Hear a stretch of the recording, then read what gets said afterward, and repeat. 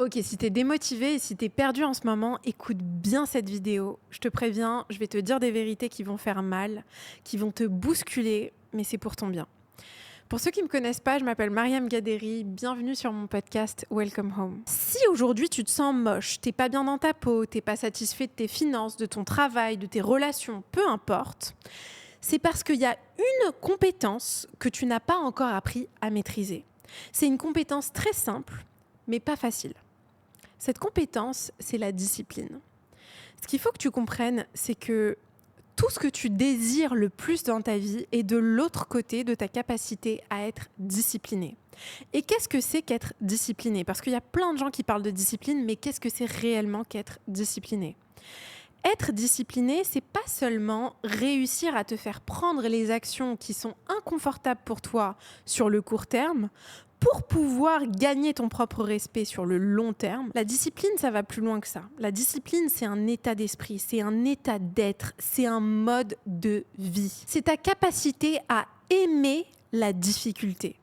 Les gens qui sont inarrêtables dans ce monde, les gens qui accomplissent ce que toi tu rêves d'accomplir, les gens qui ont le couple que tu désires, le corps dont tu rêves, les finances dont tu rêves, les gens qui ont la vie qui te fait vibrer, qui te fait rêver, c'est pas des gens qui sont plus capables que toi, qui sont plus doués que toi, qui ont plus de relations, de ressources que toi. Ça, c'est très facile de se raconter ça et pendant très longtemps, moi, je me racontais ça. J'avais des gens dans ma famille qui me disaient mais non, mais eux, ils réussissent parce qu'ils ont des relations. Ah, mais eux, ils réussissent parce qu'ils ont de l'argent. Ah, mais tu sais, hein, c'est facile hein, quand tu as de l'argent. Hein, tu réussis, hein, c'est beaucoup plus simple. Toutes les portes sont ouvertes pour toi. Ça, c'est des choses qu'on me disait quand j'étais enfant, que j'entendais autour de moi, dans des discussions, peu importe. J'avais souvent ces phrases qui revenaient. Et je ne me rendais pas compte qu'à ce moment-là, j'étais en train d'intégrer un paramétrage, une programmation inconsciente dans mon cerveau de victimisation. Les autres, ils y arrivent parce qu'ils ont des choses que toi, tu n'as pas. Et toi, tu stagnes, tu galères, tu n'y arrives pas parce que tu n'as pas les mêmes ressources qu'eux. La réalité, elle est complètement opposée. La réalité, c'est que les gens qui réussissent, les gens qui ont le succès que toi, tu désires, ils ont simplement appris à aimer la difficulté. C'est parce que tu fuis sans cesse les problèmes, sans cesse les difficultés, que tu n'aimes pas la confrontation, que oulala, dès que c'est un peu compliqué, dès que c'est un petit peu difficile, attention, ah non, moi je ne peux pas. Mais tu m'étonnes, comment est-ce que tu peux construire quoi que ce soit qui ait de la valeur dans ta vie si à chaque fois qu'il y a la moindre difficulté, tu fuis ? Comment est-ce que tu veux construire un corps musclé, un corps dont tu es fier, dans lequel tu te sens bien, si à chaque fois que tu vas à la salle et que tu soulèves un tout petit peu de poids et que c'est un peu difficile, tu te dis « Ah non, c'est trop difficile, c'est bon. Vas-y, c'est bon, là, c'est bon. J'ai donné mon max, je rentre à la maison. » Comment est-ce que tu veux réussir à construire une relation de couple solide si à chaque fois qu'il y a la moindre contrariété, tu fuis, tu te dis « Non, mais le couple, c'est pas pour moi, c'est pas la peine. » Comment est-ce que tu veux réussir à créer un business où tu peux impacter les gens, gagner de l'argent, avoir un succès vraiment dans ce que tu entreprends si à chaque fois que tu as des barrières ou qu'on te dit non, tu abandonnes, tu rentres chez toi? Il n'y a pas de secret, il n'y a pas de formule magique. La formule magique, c'est apprends à aimer ce que tu détestes. Quand tu apprends à aimer ce que tu détestes, tu deviens inarrêtable. Et quand j'étais enfant, je me rappelle que quand je rentrais de l'école et que je devais faire mes devoirs, je procrastinais, j'ai resté dans mon lit, je voulais pas travailler, je voulais pas faire mes devoirs. Et souvent, mon père, il me répétait une phrase. À chaque fois, il venait me voir et il me disait « Mariam, attaque, confronte, arrête de te cacher, arrête de fuir. » Et je détestais qu'il me dise ça. Je comprenais pas pourquoi à chaque fois, il me répétait ça. Et je me disais « Mais pourquoi est-ce que je dois me forcer à faire ce que je déteste ?» Jusqu'à ce que je comprenne qu'il était en train de me donner une clé de réussite absolument fondamentale que personne ne nous apprend. On ne nous apprend pas à aimer la difficulté. Ma mère, elle m'a souvent répété « Fais-toi violence, Mariam, fais-toi violence. C'est pas censé être agréable. » La plupart des gens pensent que le signal qu'ils sont sur la bonne voie, c'est que c'est agréable, c'est que c'est fluide. Et en fait, c'est complètement ironique parce que si tu veux savoir si tu es sur la bonne voie, regarde à quel point, dans ton quotidien, tu es face à des difficultés. Si dans ton quotidien, tu es sans cesse confortable, si tu n'as jamais de stress, si tu n'as jamais de pression, si c'est tout le temps fluide, tout le temps facile, c'est que tu ne prends pas assez de risques. Tu ne peux pas progresser, tu ne peux pas réussir à entreprendre quoi que ce soit qui ait de la valeur. Tu ne peux pas grandir, tu ne peux pas résoudre des problèmes sans difficulté. Donc observe ta vie. Est-ce que tu es sans cesse en train d'essayer de rester dans une zone de confort, de te garder tranquillement dans une zone familière où rien n'est inconfortable, rien n'est difficile? Ou est-ce qu'au contraire, tu te challenges? Est-ce qu'au contraire, tu te pousses? Est-ce qu'au contraire, tu as pris l'habitude d'aimer la difficulté? Quand j'étais au lycée et que j'ai commencé à comprendre ce concept-là, j'ai commencé à aimer la difficulté. À chaque fois que je rentrais de l'école et que je savais qu'il fallait que je révise, je me forçais à rester derrière mon bureau, devant mes fiches de révision, devant mes devoirs, et de relire, de réapprendre par cœur, de répéter à voix haute, ensuite de retourner à l'école le lendemain, d'apprendre, etc. Et en fait, il y a un moment où j'ai compris que quand tu prends plaisir à te forcer à faire quelque chose que tu n'as pas réellement envie de faire ou qui n'est pas confortable pour toi, tu es en train de construire des preuves à l'intérieur de toi-même que tu es quelqu'un en qui tu peux avoir confiance. Et cette confiance que tu construis, c'est pas une confiance qui est juste basée sur du blabla, sur des affirmations positives, aller devant le miroir et se dire « Oh, t'es une personne géniale, je t'adore, t'es incroyable ». C'est une confiance qui va beaucoup plus loin. C'est une confiance qui vient de tes tripes. C'est une confiance qui vient de ta capacité à te faire des actions qui sont vraiment pas agréables, mais qui sont bénéfiques pour toi. C'est quoi l'amour de soi? C'est quoi se respecter soi-même? Les gens ne comprennent pas que tu deviens quelqu'un qui se respecte, qui s'aime, qui a de la valeur non seulement à ses propres yeux, mais aux yeux des autres, quand tu fais ce qui est difficile. Si tu veux que les gens t'admirent, que les gens te respectent, que les gens soient inspirés par toi, il y a un secret indispensable qu'il faut que tu maîtrises et que tu comprennes. On admire les gens qui font des choses difficiles. On n'admire jamais les gens qui choisissent la facilité. Jamais. Si tu veux être admiré par les autres et si tu veux gagner ton propre respect à toi, fais ce qui est difficile. Engage-toi dans quelque chose qui est difficile et tiens ta parole. Quand tu t'engages à prendre une action difficile au quotidien et que tu tiens ta parole tous les jours, tu deviens quelqu'un qui a du respect pour lui-même, qui est admirable à ses propres yeux et aux yeux des autres. C'est pour ça que quand tu t'engages à aller à la salle de sport tous les jours, tu gagnes ton propre respect et tu gagnes du respect aux yeux des autres. Quand tu fais des choix difficiles, tu te crées une vie facile. Quand tu apprends à aimer la difficulté, tu te crées un espace où tout devient beaucoup plus facile. Tout vient à toi de manière beaucoup plus fluide. Et je sais que moi, pendant des années, je voyais la discipline comme un fardeau, comme une prison. Je me disais que si je me disciplinais, j'allais forcément m'emprisonner, me forcer à faire des choses que j'avais pas envie de faire. Et je comprenais pas à quel point finalement la discipline, c'est la clé de ta liberté. Si tu veux être libre, il va falloir que tu apprennes à aimer la difficulté. Là, je suis à Londres avec mon amie Mel et elle est en train de faire un jeûne de 3 jours où elle a le droit de boire que du thé, que de l'eau et que du café.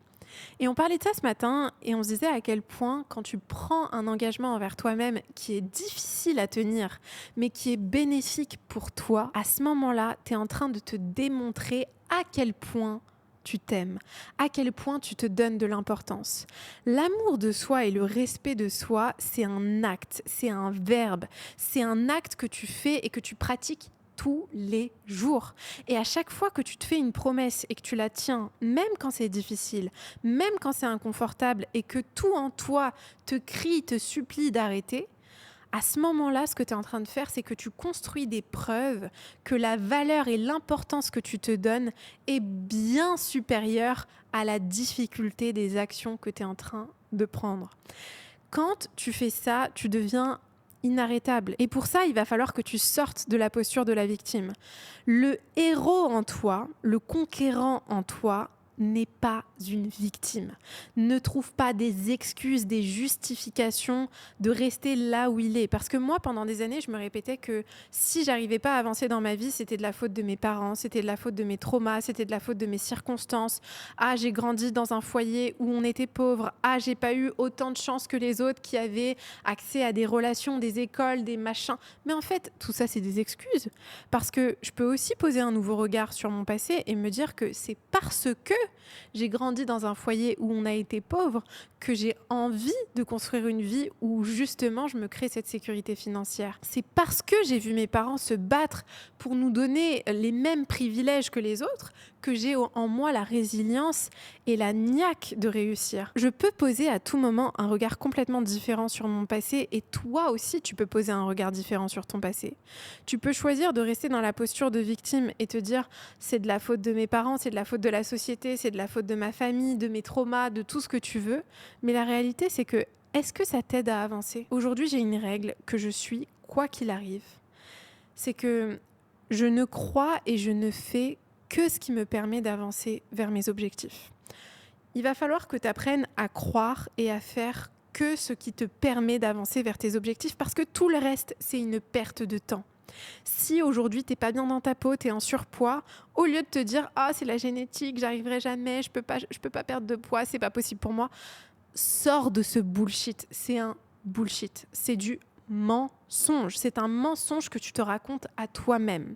Oui, tu as peut-être des circonstances différentes des autres, mais à quoi ça te sert de te répéter ça ? À quoi ça te sert ? Est-ce que ça te permet d'atteindre ton objectif ? Est-ce que ça te permet d'aller beaucoup plus souvent à la salle ? Est-ce que ça te permet d'avoir l'énergie nécessaire pour te mettre en mouvement, pour mieux manger ? Pas du tout ! Au contraire, ça te garde dans un état où tu es végétatif, où tu te trouves sans cesse des justifications à rester là où tu es. Ton cerveau va sans cesse te trouver des excuses. Moi, pendant des années, je me suis trouvé des excuses. Non, je peux pas entreprendre, je peux pas m'exposer sur les réseaux parce que je suis trop timide. Tu sais, moi, je suis quelqu'un de timide. Ah, je me suis fait harceler à l'école, donc forcément, vu que je me suis fait harceler à l'école, qu'on m'a humiliée publiquement, moi, je peux pas prendre la parole en public, en fait. C'est ancré en moi, c'est engrainé dans chaque cellule de mon corps. Non, je peux pas. Mais par contre, non, mais j'aime bien aider les gens par-ci, par-là, mais c'est pas fait pour moi. Mais quel mensonge! J'ai privé des millions de personnes d'avoir accès à mes conseils, d'avoir accès à mon énergie, à ma personnalité, à qui je suis, parce que j'avais pas le courage de faire face aux difficultés que j'essayais à tout prix de fuir. C'est un manque de courage. C'est aussi simple que ça, et je suis désolée de vous le dire aussi brutalement, mais c'est la réalité. Tes excuses, les excuses que tu te trouves aujourd'hui, c'est pas des excuses valables, c'est pas des excuses réelles. Ces excuses-là, elles sont là pour te permettre d'éviter de trouver en toi le courage de faire face à l'inconfort et à la difficulté qui est nécessaire pour que tu puisses construire la vie que tu veux construire. Et il y a un point aussi important là-dessus, c'est que moi, dans mon entourage, j'avais beaucoup de personnes qui justifiaient mon inaction à moi, qui justifiaient mon incapacité à me mettre en action et qui me gardaient dans cette posture de victime. Oui, mais Mariam, avec tout ce que tu as vécu, c'est normal, c'est tellement difficile pour toi, mais regarde, déjà, t'en fais tellement. N'écoute pas les gens comme ça. N'écoute pas les gens comme ça. N'écoute pas les gens qui te disent « Non, mais déjà, c'est déjà trop ce que tu fais. Oh, ma pauvre, avec ce que tu as vécu, mon pauvre. » N'écoute pas ces gens, ils t'affaiblissent, ils te fragilisent ces gens-là. Va vers des personnes qui te renforcent, qui t'aident à voir la force qui existe en toi, parce que cette force-là, elle existe. Elle est à l'intérieur de toi. Moi, je sais que j'ai une force en moi qui peut déplacer des volcans et j'ai pas envie de m'entourer de gens qui me fragilisent, qui me rappellent que pour moi, ça a été tellement dur, qui me gardent dans une posture où je joue pas à fond, où je me trouve des excuses pour rester dans ma zone de confort. Va vers des personnes qui vont te tenir responsable de passer à l'action. Des personnes qui vont te pousser à aller vers la difficulté, qui vont te challenger. Aujourd'hui, je vous dis la vérité, j'ai jamais eu des amis aussi extraordinaires. Chacun de mes amis, c'est des personnes que je respecte dans tous les domaines de leur vie.